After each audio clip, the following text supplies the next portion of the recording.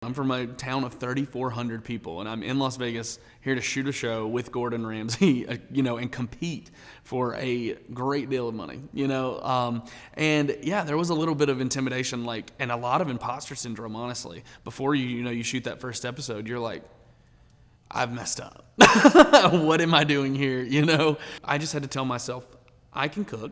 This is cooking. Remember your basic elements and go in there and have fun. I'm here to really showcase the ingredients that we have and showcase our style of cooking. I'm here to take the South to the world and bring the world to the South. My love for cooking, started out with a food-centric family.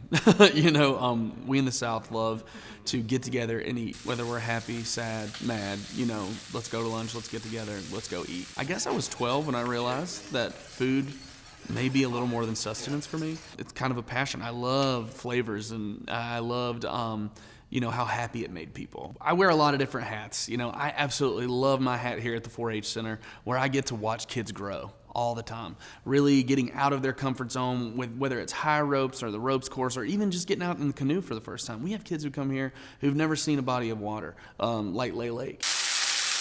But then I also have, my home life, where I'm a chef who gets to expand people's horizons through ingredients. And that just really is also so satisfying. And so I think helping people grow as people and helping people step outside their comfort zones, and really finding happiness in that has just been really, really rewarding. When I got to Auburn, I really had to figure out how to make really good food on not a lot of money. So, it kind of made me inventive. It made me resourceful. And that's when I started to figure out it was a little more of a passion than just a hobby.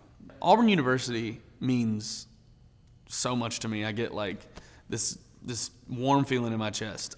Auburn, I would say, saved me. I didn't know where I was headed. I was at a junior college, and I went to Auburn one weekend to check it out and see a friend, and I never looked back.